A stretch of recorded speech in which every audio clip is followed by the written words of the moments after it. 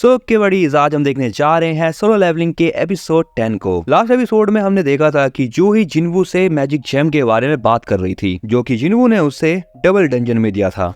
इस वाले एपिसोड की स्टार्टिंग होती है जूही और जिन्वू से ही। जूही जिन्वू से कहती है, तुम बहुत बदल चुके हो जिन्वू, लेकिन मैं अभी भी वैसी ही हूँ जैसा तुमने मुझे लास्ट टाइम देखा था। जिन्वू बताता है कि पिछले कुछ दिनों में उसके साथ बहुत कुछ हुआ। वैसे भी सभी लोगों को अपने अपने एक्सपीरियंसेस से अलग अलग बेनिफिट्स मिलते हैं। जूही भी कहती है, हाँ तुमने सही कहा जिन्वू, मुझे देख लो, मैं एक हंटर हूँ, लेकिन मैं फिर भी बहुत डरपोक हूँ। हालांकि मैंने इस चीज से बाहर निकलने का ट्राई करा, लेकिन मैं तब भी इस चीज से बाहर नहीं निकल पाई। देखा जाए तो मुझे बी या ए रैंक के मिशन पे जाना चाहिए, लेकिन तब भी मैं डी या ई रैंक के मिशन चुनती हूँ, और इसीलिए मैं तुमसे भी मिल पाई। अगर देखे तो मैं तुमको हमेशा हील करते आई हूँ। जब भी हम मिशन में जाते थे तब मैं तुम्हें हील करा करती थी, लेकिन तब भी तुम बच जाते थे, और वो सारी चीजें मैं भूल नहीं सकती कभी भी। तुम्हें याद है हमने एक साथ डिनर करने का भी प्लान करा था। इसके बाद वो जिन्वू को वही मैजिक जैम दे रही होती है, और उस जैम को देते हुए वो जिन्वू से कहती है, अब मैंने रिटायर होने का प्लान किया है। मैंने फाइनली डिसाइड कर लिया है कि अब मुझे रिटायर होना है, और अब मैं वापस अपने होम टाउन जा रही हूँ। वैसे अगर तुम वहाँ कभी आओ तो मुझे जरूर बताना, हम दोनों साथ में घूमेंगे। इस पर जिन्वू भी कहता है,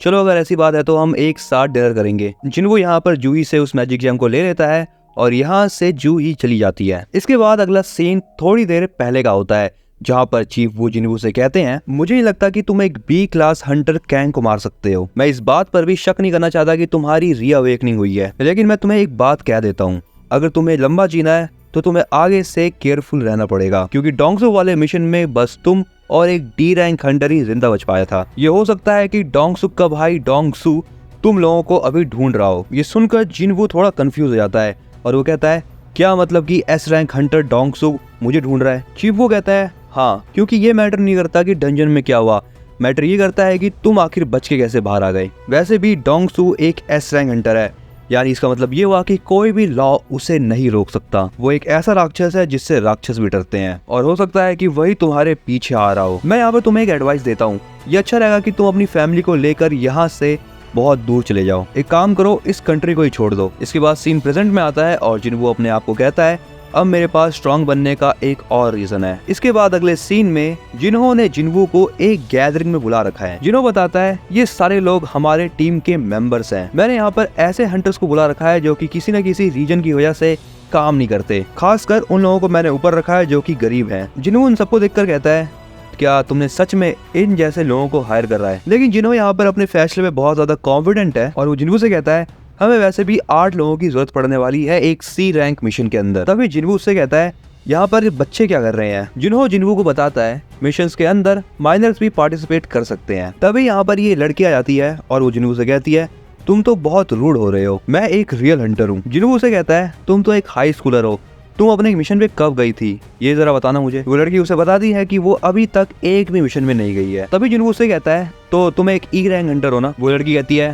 हाँ हूँ। तो जिन्वू कहता है, कुछ नहीं, तुम बस बाहर इंतजार करोगी, क्योंकि डंजन में सिर्फ मैं और जिन्वू ही जाएंगे। तभी यहाँ पर एक लड़का जिन्वू से कहता है, क्या तुम सच कह रहे हो ना? हमें बस बाहर वेट करना है, और बस वेट करने के हमें 3 मिलियन मिलेंगे। जिन्हों कहता है, हाँ बिल्कुल, वो भी एक रेड के 3 मिलियन मिलेंगे। जिन्हों कहता है, कितनी कमाल की बात है ना, बस वेट करने के 3 मिलियन। ये सुनकर वो सभी लोग खुश हो जाते हैं, लेकिन तभी जिन्हों कहता है, यार सुनो, ये सारी की सारी बातें तुम्हें सीक्रेट रखनी है, क्योंकि अगर किसी को भी ये बात पता चली तो तुम्हारे ऊपर 10 गुना ज्यादा चार्ज लगेगा, क्योंकि तुम्हारे कॉन्ट्रैक्ट में ऐसा ही लिखा हुआ है। दूसरी तरफ हमें दिखाया जाता है कि जिन्वू के हाथ में स्टेल्थ रून स्टोन है, जो कि उसको कैंग को मार के मिला था। जिन्वू यहाँ पर अब उस वाले स्टोन का यूज कर लेता है, जिससे कि उसकी स्टेल्थ एबिलिटी अनलॉक हो जाती है। बट यहाँ पर स्टेल्थ का मतलब होता है किसी के ऊपर भी छुप के अटैक करना। तभी यहाँ पर जिन्हो एक लल्लू सा आर्मर पहन के जिन्वू के पास खड़ा हो जाता है। जिन्वू कहता है, तुमने ये क्या पहन रखा है? जिन्हो कहता है, ये मेरा इनहेंस्ड आर्मर सेट है, जो कि इटालियन कारीगरों ने बनाया है। वैसे भी हम 2 लोग जा रहे हैं, तो मैंने सोचा कि यार फुल प्रोटेक्शन हो जाए। ये सारी बातें सुनकर जिन्वू उसके पास जाता है,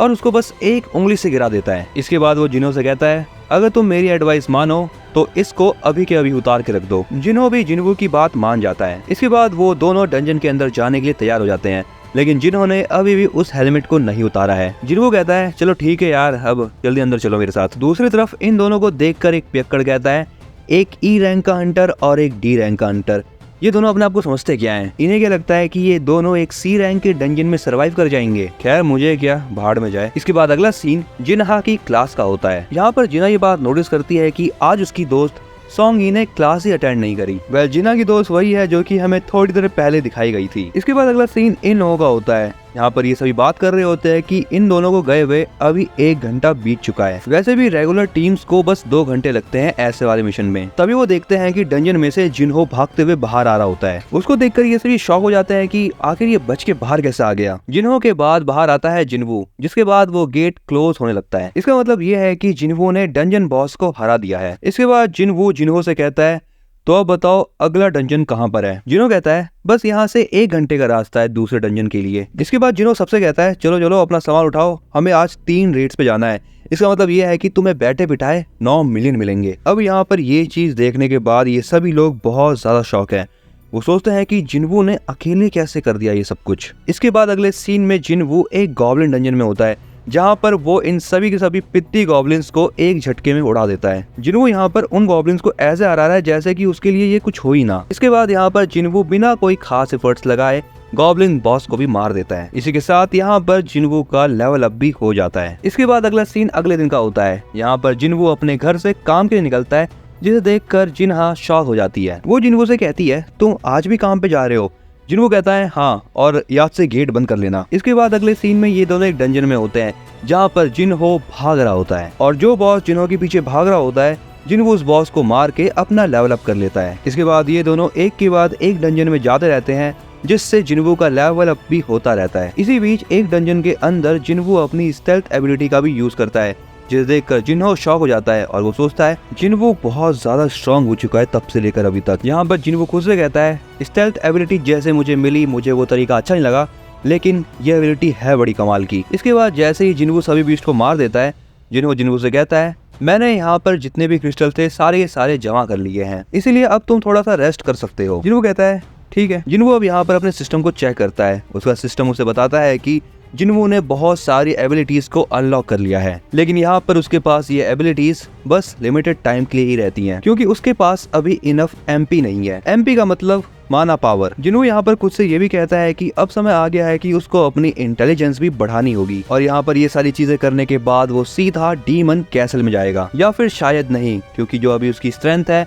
वो बी रैंक हंटर से ऊपर है और ए रैंक हंटर से नीचे। तभी यहाँ पर उसका सिस्टम उसे एक जॉब चेंज का क्वेस्ट देता है। अगला सीन व्हाइट टाइगर गिल्ड का होता है। यहाँ पर एक बंदा अपने चीफ को रिपोर्ट देते हुए कहता है ये एक बिडिंग डॉक्यूमेंट है, वो भी सी रैंक गेट्स के लिए, जहाँ पर उसे पता लगता है कि किसी ने 150 मिलियन दिए हैं सी रैंक गेट को जीतने के लिए। इसी के साथ वो आदमी बताता है एक ऐसी रेड टीम है जो कि दुगनी बिडिंग कर रही है, वो भी सी रैंक गेट्स के लिए। रिपोर्ट देखकर यहाँ पर चीफ बोलता है इन सारे रेड मिशन का कैप्टन है जिन्हो, कभी इसका नाम मैंने सुना नहीं आज तक। इस पर ये आदमी बताता है ये यूजिन कंस्ट्रक्शन के मालिक का दूसरा बेटा है। इस पर चीफ बोलता है यूजिन कंस्ट्रक्शन, ऐसे तो ये लड़का अपनी कंपनी का बहुत बड़ा लॉस करवा देगा। भले ही ये लड़का मजाक कर रहा हो, लेकिन ये बहुत बड़ी बात हो चुकी है अभी। इसके बाद ये चीफ जिन्वू का नाम देखता है और उसे पता लगता है कि जिन्वू एक ई रैंक हंटर है। जिन्वू का नाम सुनने के बाद उसे याद आता है कि ये लड़का तो डबल डंजन वाले हादसे में भी था। इसका मतलब यहाँ पर कुछ तो गड़बड़ है। अगले सीन में जिन्वू और जिन्हो फिर से एक रेड से वापस आ रहे होते हैं। जिन्वू जैसे ही बाहर आता है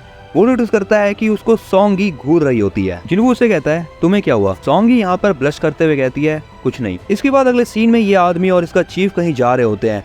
चीफ यहाँ पर बताता है जिन्वू ये लड़का एक सेकंड अवेकनर है, क्योंकि जिन्वू के साथ अभी रिसेंट में 3 बड़े हादसे हुए हैं। पहला डबल डंजन इंसिडेंट, दूसरा डोंगसुक इंसिडेंट और तीसरा कैंग इंसिडेंट, और इन तीनों ही इंसिडेंट्स में बाकी लोग मर गए और ये अकेला बच गया। और इसीलिए अगर ये एक सेकंड अवेकनर नहीं है तो इसकी और कोई एक्सप्लेनेशन नहीं है। वैसे यहाँ पर ये दोनों कुछ नए लोगों को रिक्रूट करने जा रहे होते हैं। अब जैसे ही यहाँ पर ये लोग डंजन गेट पे पहुंचते हैं, ये देखते हैं कि जिन्वू और जिन्हो को छोड़ के बाकी लोग पिकनिक मना रहे हैं। तभी यहाँ पर सोंगी उससे आके कहती है मिस्टर यहाँ पर बाकी लोगों का आना मना है अभी। वो आदमी कहता है अरे मैं तो ऐसे ही आ गया था, लेकिन ये बताओ तुम लोग गेट के इतने पास क्यों बैठे हो। सोंगी कहती है सबसे पहली बात तो मुझे बच्चों की तरह ट्रीट मत करो, मैं भी एक हंटर हूँ। ये सुनकर चीफ शॉक हो जाता है और वो कहता है तुम भी हंटर्स की टीम में हो। सोंगी कहती है हाँ। यहाँ पर चीफ समझ जाता है कि संग जिन्वू अकेला ही गया है, इसका मतलब वो बहुत ज्यादा पावरफुल है। इसके बाद वो चीफ वहाँ से चले जाता है। तभी जिन्वू रेड से बाहर आते हुए जिन्हो से कहता है कल कुछ है तो नहीं, क्योंकि कल छुट्टी मारते हैं। जिन्हो कहता है कल एक गेट रिजर्व तो है, लेकिन चलो मैं उसे कैंसिल कर देता हूँ। जिन्हो यहाँ पर उसे ऐसा करने से मना कर देता है,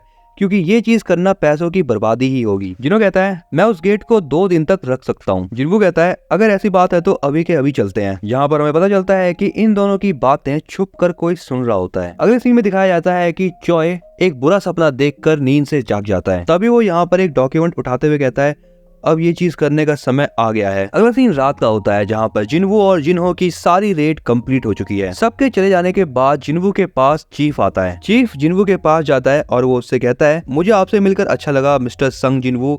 मैं हूँ व्हाइट टाइगर गिल्ड से सैंग मिन, और क्या अभी हम कुछ बातें कर सकते हैं। इसके बाद वो चीफ और जिन्वू एक कैफे में जाते हैं। चीफ जिन्वू को बताता है कि हमारा व्हाइट टाइगर गिल्ड इस पूरी कंट्री का one of the best guild है, इसीलिए हम लोग हमेशा कमाल के लोगों को ढूंढते ही रहते हैं। मैं यहाँ पर सीधा काम की बात पे आता हूँ। हम आपको दुगना पेमेंट करेंगे जितना वो यूजिन कंस्ट्रक्शन पे कर रहा है आपको। इसके बदले में आपको बस एक छोटा सा काम करना है, आपको bus white tiger guild join करना है। यहाँ पर सैंग मिन मनी मन सोच रहा होता है पैसा तो अच्छे को हिला देता है, ऊपर से ये लड़का तो ऑफर को मंजूर कर ही लेगा। जिन्वू यहाँ पर सैंग मिन से व्हाइट टाइगर गिल्ड की वैल्यू पूछता है। ये सुनकर सैंग मिन हिचकिचाते हुए बोलता है यही कुछ 50 बिलियन। ये सुनकर जिन्वू कहता है तो क्या तुम मुझे पूरी बिल्डिंग दे सकते हो। इस पर सैंग मिन कहता है मुझे समझ नहीं आया कि आखिर आप कहना क्या चाह रहे हैं। जिन्वू यहाँ पर उसे सीधा बताता है कि यूजिन कंस्ट्रक्शन ने उसे 30 बिलियन के साथ साथ एक बिल्डिंग भी ऑफर करी है, तो इसका मतलब ये है कि तुम मुझे पूरी बिल्डिंग तो दे ही सकते हो। ये सुनकर सैंग मिन कहता है इसके लिए तो मुझे अपने सुपीरियर से बात करनी पड़ेगी। तंग जिन्वू कहता है अगर ऐसी बात है तो फिर मैं चलता हूँ। जिन्वू के जाने के बाद सैंग मिन सोचता है मुझे पहले ही पता कर लेना चाहिए था कि आखिर इसको जिन्हो ने कितना ऑफर करा था। लेकिन जिन्वू जाते जाते उससे कहता है तुम्हें आखिर मेरे बारे में पता कैसे चला, क्या तुम मेरे ऊपर नजर रख रहे थे। ये कहकर जिन्वू वहाँ से गायब हो जाता है और यहाँ पर संगमिन के मुंह पर एक मार्क आ जाता है। ये चीज देखकर सैंगमिन की फट जाती है और वो मनी मन कहता है ये सच में सेकंड अवेकनर है। सो इस बात में कोई भी शक नहीं है कि यूजिन वालों ने इसको इतना पे करा। ये कहते ही वो जिन्वू से माफी मांगता है उसके ऊपर नजर रखने के लिए और पीछे देखने लगता है, बट जिन्वू से कहता है पीछे मत देखना। इसके बाद सैंग मिन जिन्वू को बताता है कि कोई ऐसा आदमी है जो कि डंजन्स को मोनोपोलाई कर रहा है, जिसकी वजह से हम अपने नए बंदों को ट्रेन नहीं कर पाते हैं और हमारे रूल और रेगुलेशन की वजह से इन नए लोगों को डंजन्स में भी नहीं भेजा जा सकता। इसके बाद वो बताता है कि गेट के रिगार्डिंग डील करने के लिए सैंग मिन ने उस बंदे के ऊपर नजर रखना चालू करा जो कि उन डंजन्स को खरीद रहा था और उसी रीजंस की वजह से उसे जिन्वू के बारे में पता चला। यहाँ पर जिन्वू अभी भी छुपा हुआ है और वो सैंग मिन से कहता है और कितने लोग अभी मेरे बारे में जानते हैं। सैंग मिन कहता है कि बस मैं और जो आदमी बाहर खड़ा है बस वही। जिन्वू उससे कहता है कि मैं नहीं चाहता कि कोई मेरे बारे में जाने और अगर फ्यूचर में मेरे बारे में कभी भी अफवाह उड़ी तो सबसे पहला शक मेरा तुम्हारे ऊपर ही होगा। सैंग मिन कहता है ये रिपोर्ट तो मुझे अपने गिल्ड वालों को फिलहाल देनी होगी, लेकिन अगर ऐसी बात है तो मैं शांत रहूंगा। जिन्वू उसे थैंक्स कहता है और जिन्वू वहीं बैठा होता है। जिन्वू से कहता है लगता है हमारे सभी सी रैंक डंजन को खरीदने की वजह से तुम्हें दिक्कत हुई है, इसलिए इन सब चीजों के लिए मैं माफी मांगता हूँ, लेकिन ये कुछ दिन और चलने वाला है। वो सब तो ठीक है, लेकिन हम अपने नए बंदों को ट्रेन कैसे करेंगे। जिन्वू अब यहाँ पर उसको एक डील देता है। जिन्वू कहता है कि एक काम करते हैं,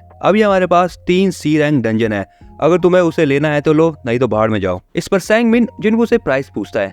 जिन्वू बताता है कि हर एक डंजन 3 मिलियन का है। सैंग मिन कहता है 3 मिलियन, भैंस की पूंछ। सैंग मिन ये बताता है कि एक सी रैंक डंजन में बस माना क्रिस्टल भी 2 मिलियन तक ही होते हैं, कम से कम थोड़ा तो डिस्काउंट दो। जिन्वू इस बात पर तुरंत मान जाता है और वो कहता है चलो ठीक है, डील हुई। जिन्वू ने यहाँ पर एक डंजन को 2 मिलियन में बेचा है। जिन्वू कहता है आज के आज पैसे ट्रांसफर कर देना बैंक अकाउंट में, और हाँ वैसे मेरे पास तुम्हारे लिए एक गिफ्ट है, एक काम करो अपनी आंख बंद करो और मुंह खोलो। जिन्वू यहाँ पर उसे हीलिंग पोशन पिलाता है जिससे उसका घाव भी ठीक हो जाता है। इस पर सैंग मिन कहता है तो इसका मतलब ये हुआ कि तुम अब मेरे ऊपर भरोसा करने लग गए।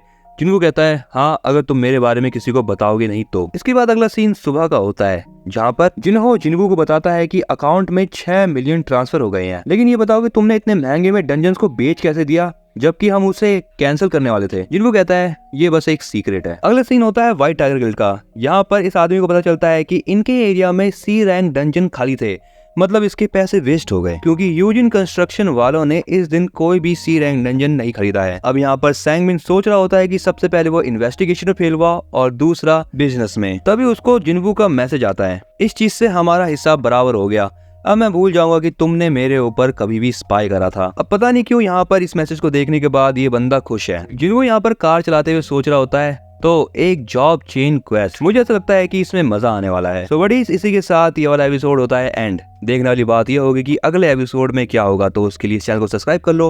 अगर तुम्हें ये वीडियो पसंद आई है तो इसको फटाफट से लाइक करो और अपने दोस्तों के साथ शेयर भी कर देना। तब तक के लिए तुम ये वाली वीडियो देख सकते हो।